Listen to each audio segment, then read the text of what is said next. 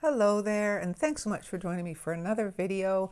My name is Erin Eno, and before we get into the video, this is uploading on Easter morning, so I want to wish you a very happy Easter.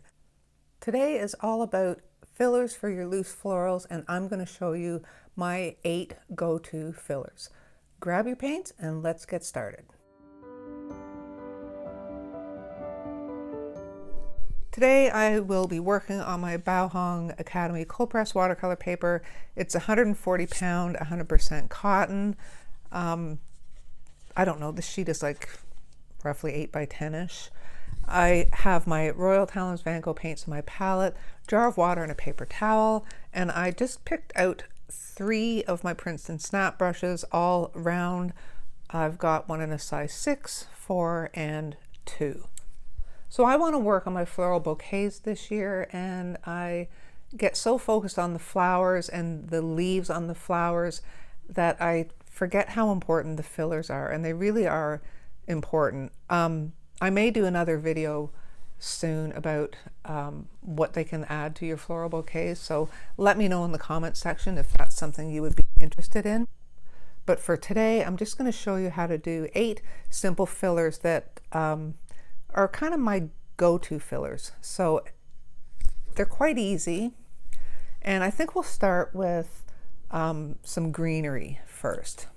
So of course you've got your flowers and your basic leaves and stuff, but it's also nice to add in something that is just a greenery on its own and doesn't necessarily belong to a flower. So that's what we're going to work on, and I'm going to mix up a green. I'm going to use sap green, and I think I'm going to make this a little bit of a bluish green. So I will add in some ultramarine deep, just to deepen it up a bit. And I'm using my size 4 brush. It's got a fairly nice point on it. It's not too big, and I'm just going to draw or paint a thin stem, and I'm going to curve it a bit so it's got some movement. Okay, don't just do like a straight stem. Then you're going to take your brush and just press. Okay, so just like that. I need a little bit more water on my brush. It's not spreading quite as much as it should, and I'm just going to tap.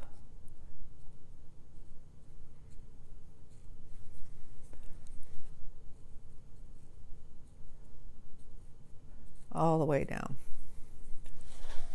Then I'm going to do the other side, exact same thing, and you're just letting the shape of your brush form these leaves down this stem. Okay, and these are for loose florals, so you don't have to like touch them up or anything, just let them do whatever they do. And I'm going to take another little vine here and just maybe curve it this way, just so they touch a little bit. And the same thing. And you'll see I'm turning my paper, so I don't have to, you know, get really awkward with the turn of my hand. If it's easy to turn your paper, then turn your paper. I see a lot of people that are really quite good at twisting their hand around and going the other way, but I'm not.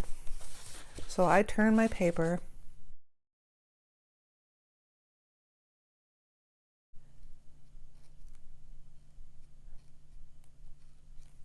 Okay.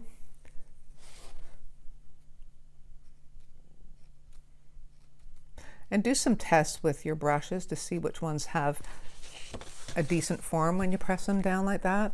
This brush isn't ideal because I'm not liking this little kind of thing off to the side, but you get the idea. Now I'm going to go with a bit larger brush now, so I'm going to pick up my size 6. And I'm going to add some yellow to this green. I'm just changing the greens just to make it interesting. And you need to remember to do that in your florals as well. Don't just paint all your greenery with the same color green.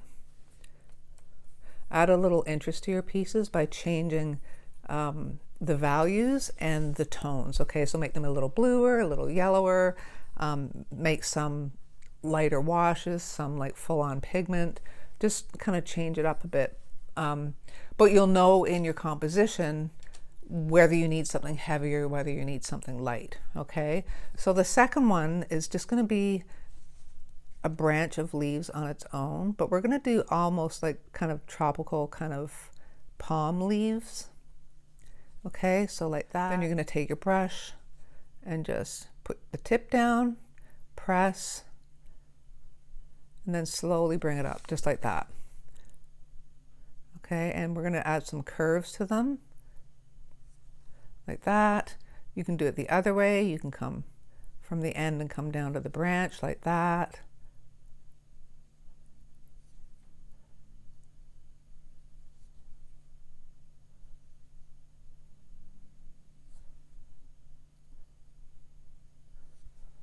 Okay, so I'm just using the tip and then pressing down and then coming up. And then as you get closer to the bottom, you can make them shorter. Okay, so that's another, just going to thicken that up a bit. There we go. So that's another little piece of greenery you can do. The third one, I'm going to make a little bluer, so I'm going to add some more ultramarine deep in there. And I'm going to switch to my number 4 brush. Yeah. And I'm going to go in and again do just a little branch or stem, just with the tip. And I'm going to give it some movement, okay? So I'm giving it some kind of wiggles and shapes. And then I'm just going to add leaves. So I'm just going to do a stem and a leaf, just like that.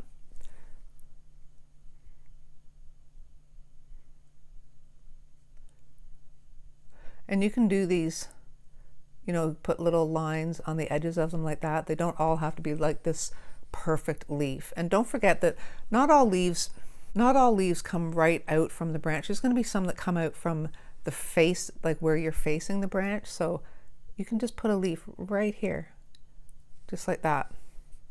Okay, you can also take some of the pigment off your brush just to change the value up a bit. If it's too light, just go and tap some in.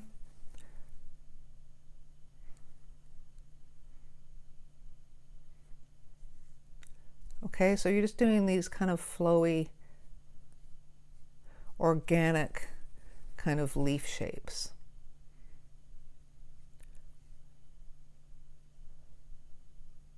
And like I say, just put some little line squiggles just to give them some character and some movement.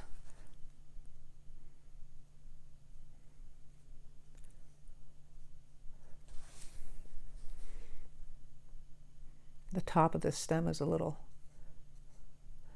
too fat for my liking. You know what? I think I'm going to make it into a leaf because it's too fat. It was bothering me. I'll just do one on the end here.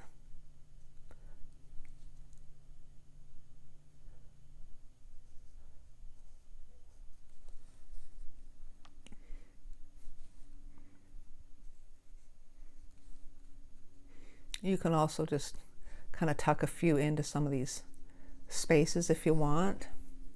And then what I'm also going to do, just to kind of beef this up a bit, is I'm just going to bring a little branch out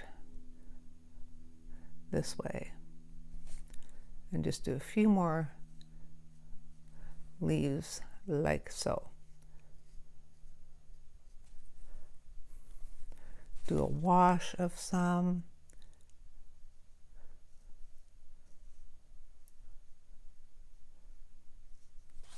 Okay, so the key here is to change the values do some with more pigment, some with like a lighter wash.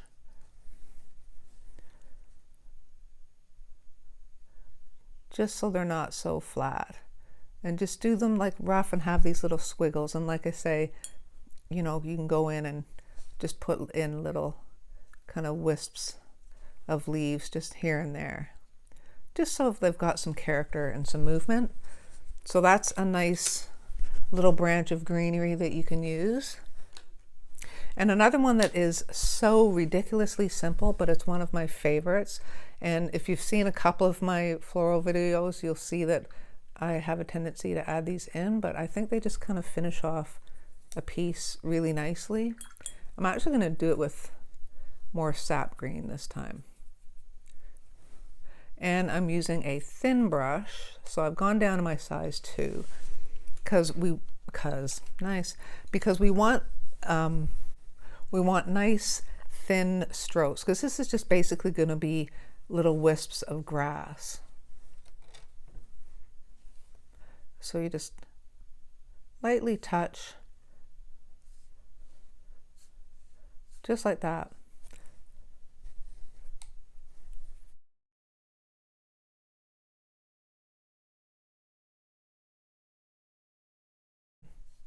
I just find that this really finishes a piece sometimes, and they're not visually heavy, but they really can make a difference in your floral.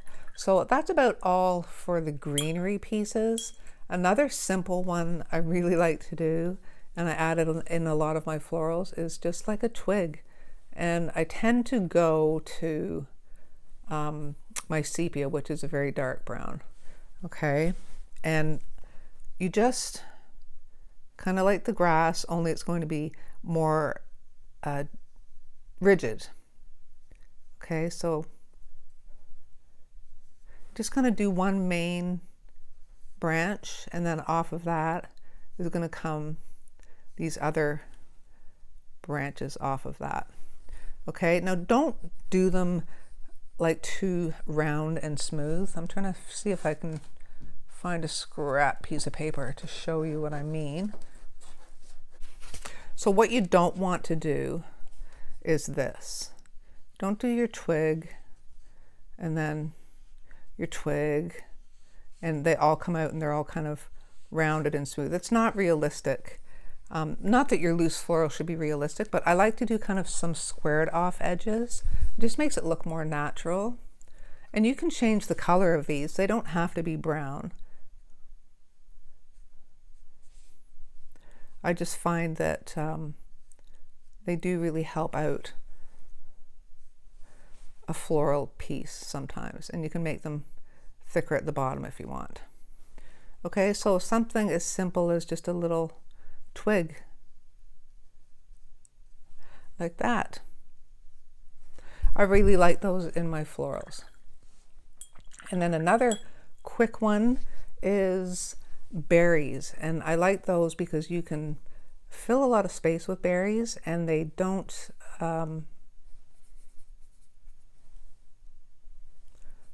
require a lot of anchoring, if that makes sense. You can kind of just like tuck them in out of the blue. So I'm going to do orange berries. You can do red, any color you want, really. And again, with my small brush, I'm just going to do circles, but I'm going to leave a little white highlight dot on there. Okay. And you can change the values of those. I just dipped into my water, so I've got more of a wash now. Okay, oh, I missed a highlight on that, but that's okay, no biggie. So a few lighter ones, a few full pigment ones.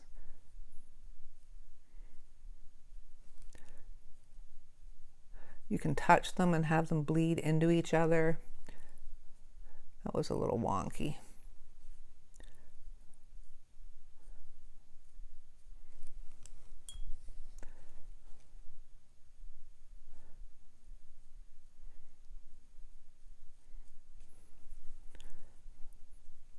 Okay, so they're very simple. And then usually when I join my berries, I like to do them with the brown as well. I'm going to use a little bit of raw umber with my sepia this time, just to lighten them up a little bit. And the reason I like to do them brown is because I just like to have them be more on like a twig. You can do them with a green stem if you want as well. So I'm going to use brown, but it's not going to be a real heavy brown. Okay, and you just kind of draw the stems off of this one main stem.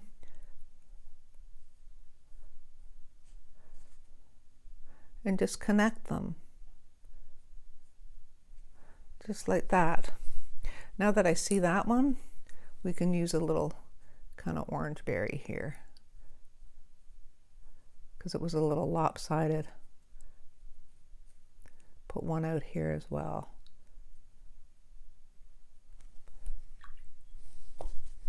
Just because that little stem had everything coming off to the left, which was a little odd.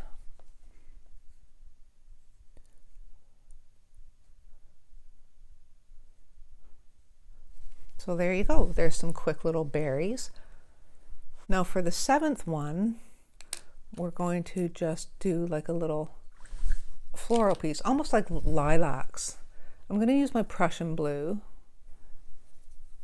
with just a little bit of Payne's gray in there. Just because the Prussian blue is so vibrant, I don't want it that vibrant.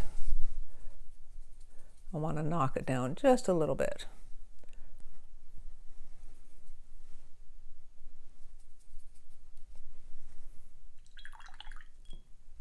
Don't want it so vivid. And I'm just going to take the tip of my brush and just do these almost like little bulbs, almost like a lilac, really. Okay, and I'm just going to randomly drop these in like so. And change your values of these as well. Do some of them really strong and some of them with a little bit of wash.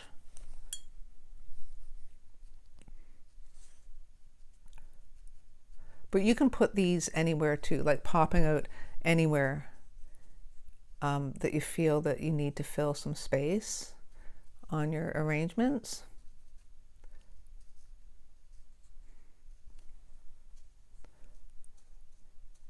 As I get closer to the bottom, I'm going to come in just a little bit.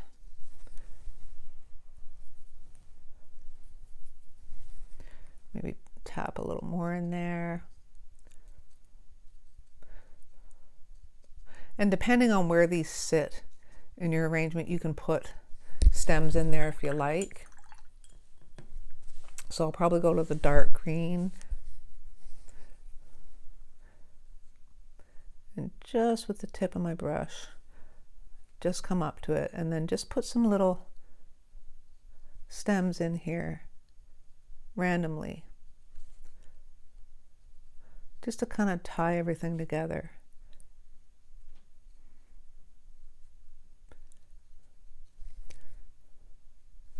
And you'll notice that everything I do is kind of curved off, and that's just because I'm trying to give it movement and shape. You don't want to just do straight up and down stems on everything or anything really.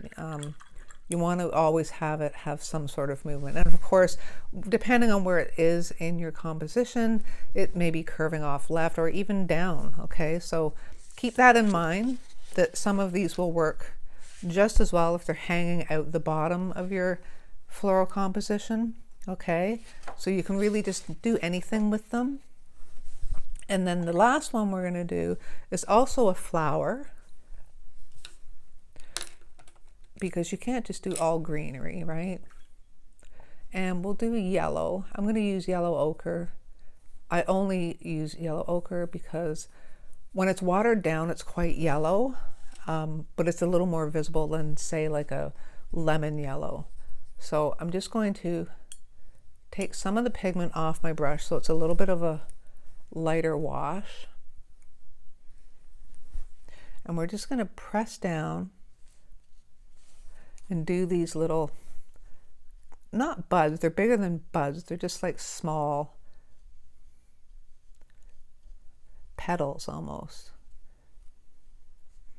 And keep them random as well, like I pointed out with these guys. You don't want everything just coming off one to the left, one to the right. Some are going to be coming out of the middle as well.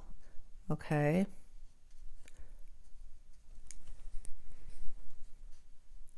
This one might be a little heavy. They're going to dry lighter, but I don't want them too vivid.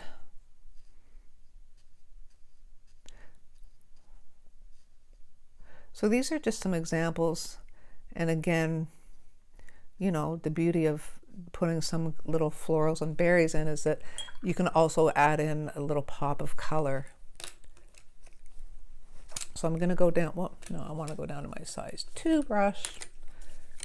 And I'm going to put a green, I should get these, I need a brush rest. I really need a brush rest. So while this is still wet, I'm going to take my size 2 brush, go into this green, and we're going to join these up with a stem. But what I'm going to do is, instead of taking the stem and coming up, I'm going to put my brush on the flower first. Just tap these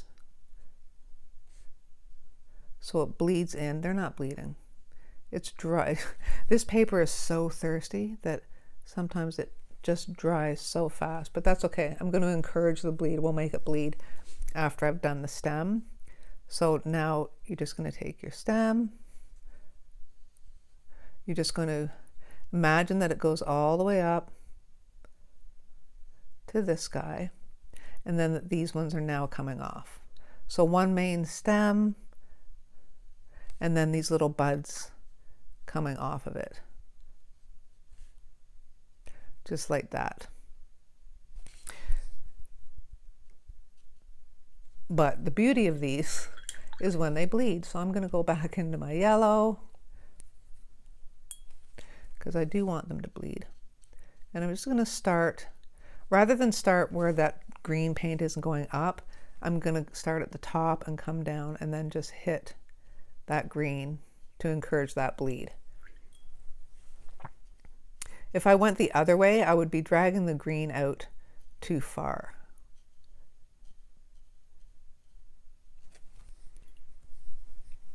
So this is how it should have worked. But like I say, because these ones were too dry, it wasn't bleeding on me.